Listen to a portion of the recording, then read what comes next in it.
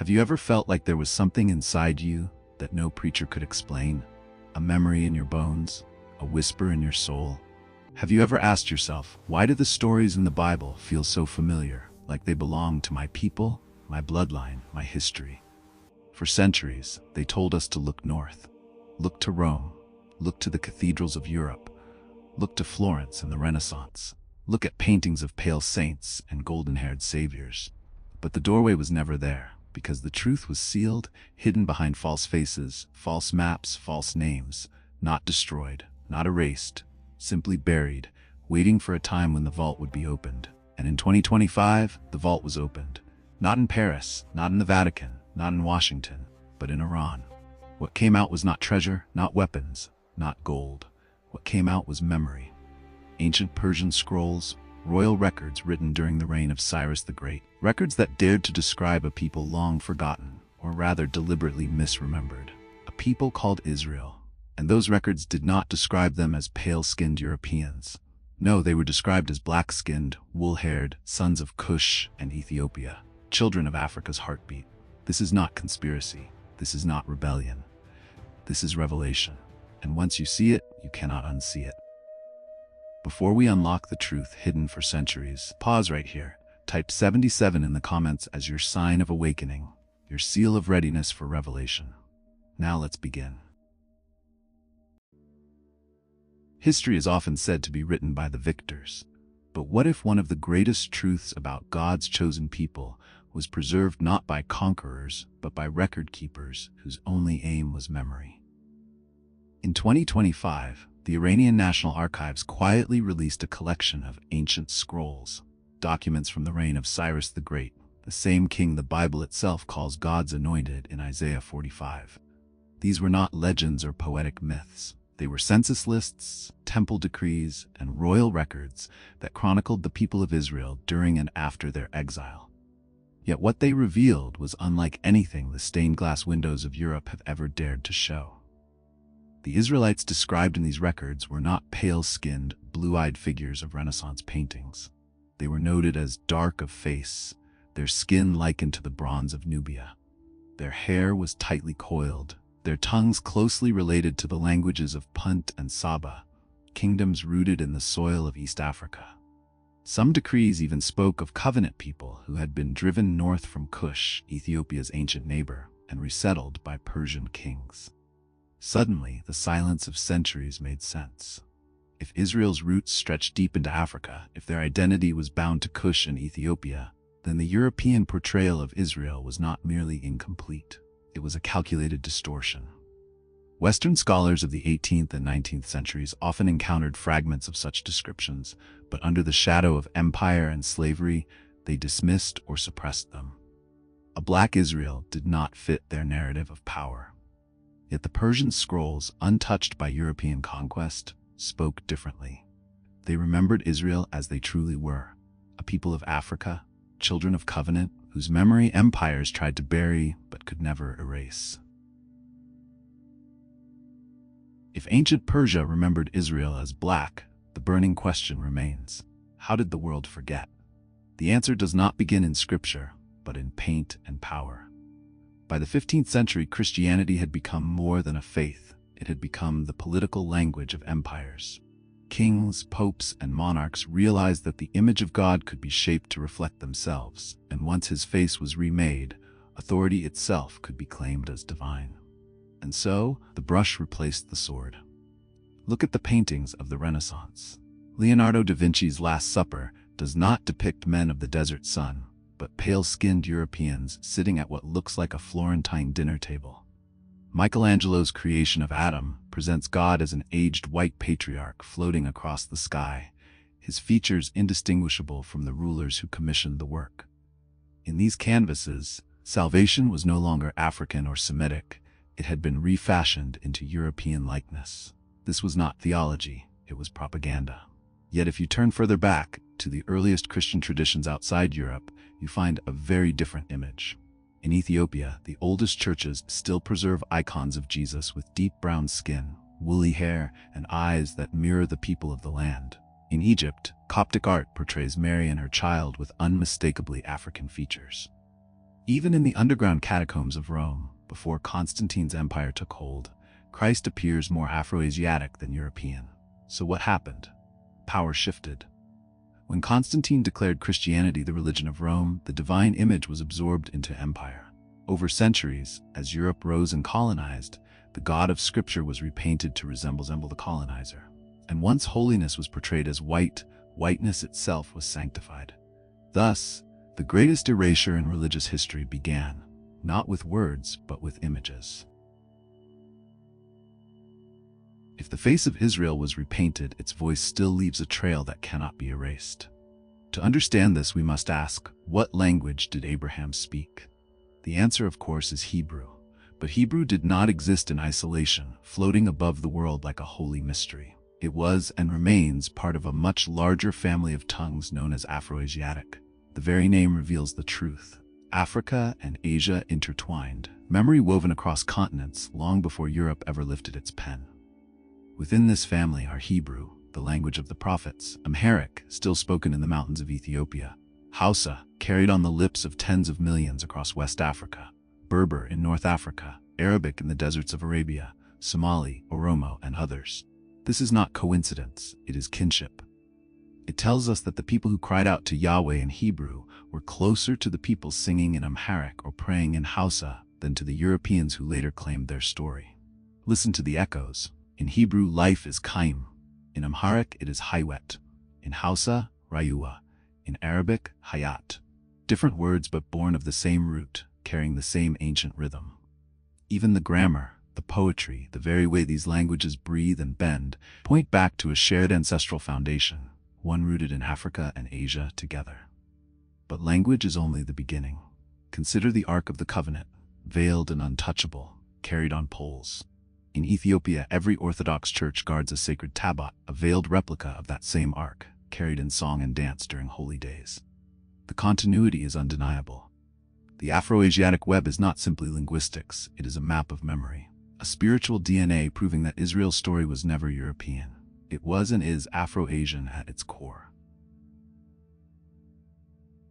Long before Europe repainted the saints and bleached the faces of prophets, the Bible itself spoke with clarity. The testimony of Scripture does not whisper, it declares. Yet for centuries, we were trained to look past these words, to spiritualize them, to call skin a metaphor instead of history. But what if it was never symbolic? What if the prophets, kings, and apostles were telling us plainly who they were? Take Solomon, the son of David, builder of the temple, heir to the covenant. In the Song of Songs 1:5 he proclaims, "I am black and beautiful, O daughters of Jerusalem." Some translations soften it, dark yet lovely. But in Hebrew, the phrase is firm and unapologetic, Shahor ani v'nava, I am black and beautiful. A king in the very bloodline of Christ identified his skin not with shame, but with splendor. Consider Moses. When he fled Egypt and came to Midian, the daughters of Jethro told their father, "An Egyptian delivered us." They did not hear his accent, they saw his face. If Moses could be mistaken for an Egyptian, then we must ask, what did Egyptians look like? Their own tombs, murals, and monuments answer clearly. Dark-skinned, curly-haired, broad-nosed, undeniably African. Joseph, too, was hidden in plain sight. When his brothers came to Egypt during the famine, they stood before him and did not recognize their own blood. Why? Because dressed as an Egyptian, Joseph looked so thoroughly African they could not imagine he was their kin. Even the New Testament echoes this. Paul was mistaken for an Egyptian in Acts 21:38. Jeremiah laments, "Our skin was black like an oven." Over and over, Scripture testifies. The children of Israel were not pale strangers from Europe. They were people whose skin bore the sun, whose features reflected Africa. And the Bible never denied it. We did. History tried to bury the truth, but memory has a way of surviving, not always in books or monuments, but in blood, in ritual, in the habits of a people who never fully forgot. Across Africa, long before European missionaries arrived, echoes of Israel's covenant were already alive. Practices, prayers, and laws that seemed out of place to outsiders were in reality fragments of a deeper memory carried through generations. Take the Igbo of Nigeria. For centuries, they practiced circumcision on the 8th day. They observed a form of Sabbath rest. They distinguished between clean and unclean foods. Their calendar followed the moon, aligning holy days with patterns found in the Torah. These customs existed long before European influence. When asked why, Igbo elders simply replied, "Because we are children of covenant." Move to Ethiopia and you find the Beta Israel, guardians of Torah, keepers of Hebrew prayers, wearers of fringed garments, preservers of the Sabbath. For over 2,000 years, they lived out Judaism in isolation, untouched by European Judaism, proving that their practices were not borrowed, they were inherited. Even among the Yoruba, often labeled pagan by colonial writers, you find a system of faith rooted in a single creator, covenantal law, prophetic utterances, and sacred oil, echoes of priestly rites found in ancient Israel. Their very names carried divine memory. God has answered, born into blessing, he walks with the Holy One. And here lies the revelation. While Europe claimed to bring God to Africa, Africa had already remembered him. The covenant lived not in the hands of empire, but in the hearts of scattered tribes. Memory flowed in their songs, in their customs, in their very breath. For though history tried to rename them, the blood still spoke, reminding them and us who they truly are. Some prophecies are poetic, some are symbolic. But there is one passage in Scripture so precise, so devastatingly clear, that it pierces history like an arrow. In Deuteronomy 28 verse 68, Moses warns the children of Israel, "And the Lord shall bring thee into Egypt again with ships by the way whereof I spake unto thee. There ye shall be sold unto your enemies for bondmen and bondwomen, and no man shall redeem you." Pause and consider. Egypt again, with ships. The first deliverance from Egypt was on foot through the parted sea. Yet this prophecy spoke of a second bondage, not walked, but sailed, a captivity marked by chains and ships. Centuries later, that nightmare unfolded in the transatlantic slave trade. From the 15th to the 19th century, millions of African men, women, and children were torn from their homes, shackled, and packed into wooden hulls so tight they could barely breathe. They were carried across the ocean like cargo and sold in foreign lands, their names erased, their tongues silenced, their rituals mocked. And the world called it commerce. But the Bible had already called it curse. Deuteronomy does not stop there. It warns that sons and daughters would be given to another people, that Israel would become a byword among the nations, scattered and despised. To those descended from the slave ships, do these words sound familiar? The prophecy reads less like ancient warning and more like family history. Yet even here, hope is not lost. For just a few chapters later, in Deuteronomy 30, God promises restoration. When you return to the Lord your God, he will gather you again from all the nations where you were scattered. The curse was never the end. It was a path leading to remembrance. And today, that remembrance is rising. For many of us, the Bible we hold feels complete. 66 books bound together, revered as the full counsel of God.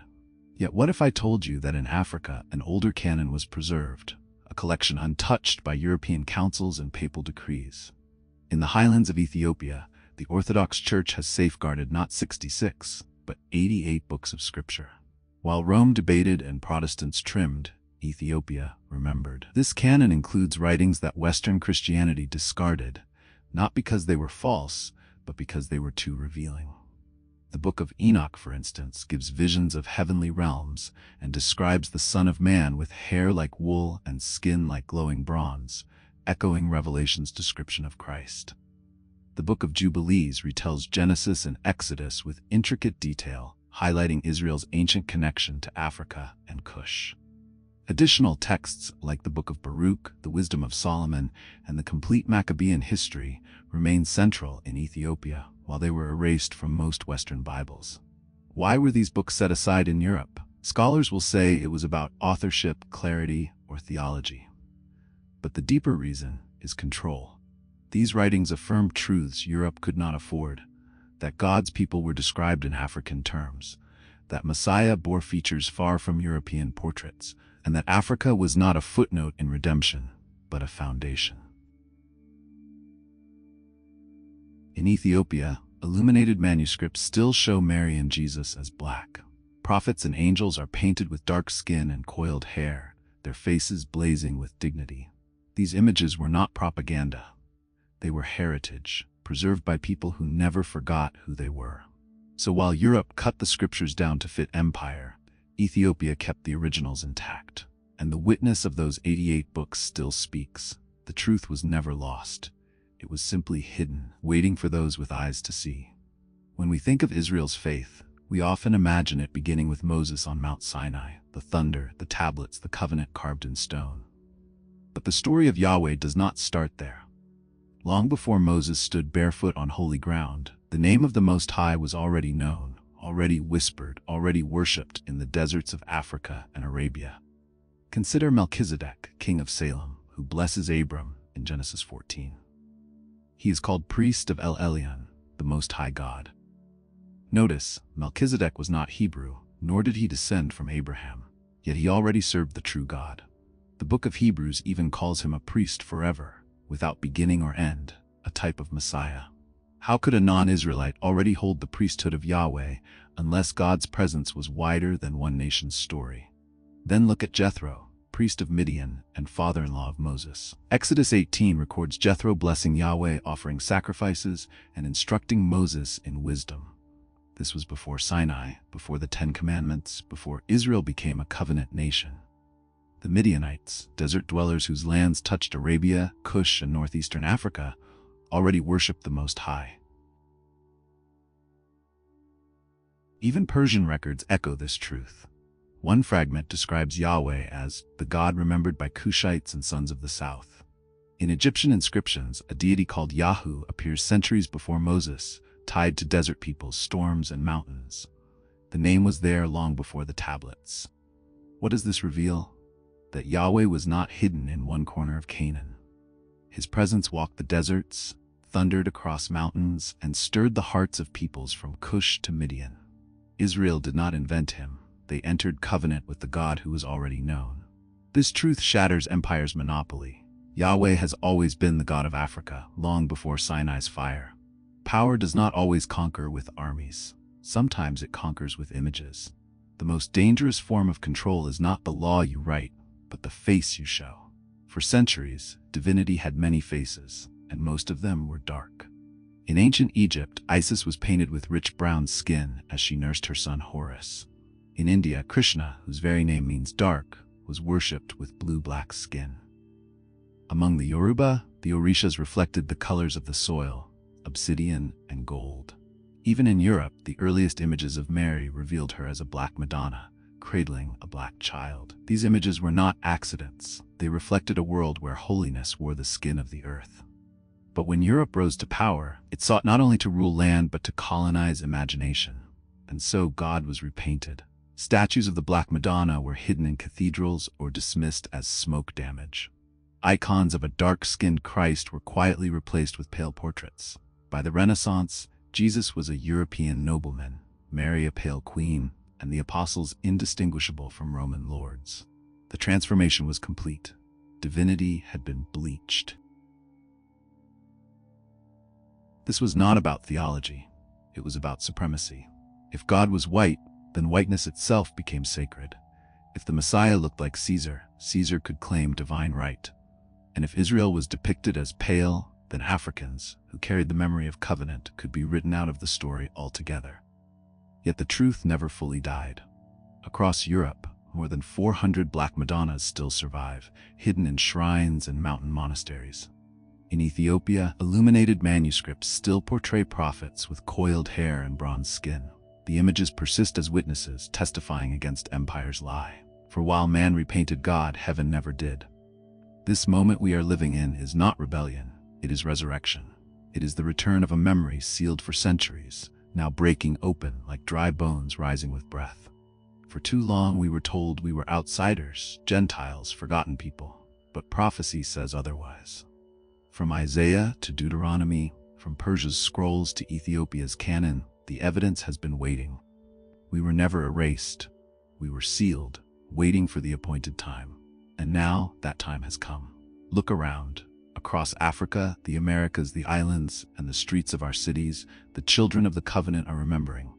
They are calling the name Yahweh. They are keeping the Sabbath. They are lifting their voices not in imitation, but in inheritance. This is not new, it is ancient. This is not foreign, it is family. This is the resurrection of a people long scattered, now rising in the power of truth. And to you, thank you for walking this journey with me, for daring to see what empire tried to hide. If this word stirred your spirit, don't keep it silent. Share it, speak it, and stand in it. And if you want more truth unsealed, subscribe to this channel, because we are only just beginning.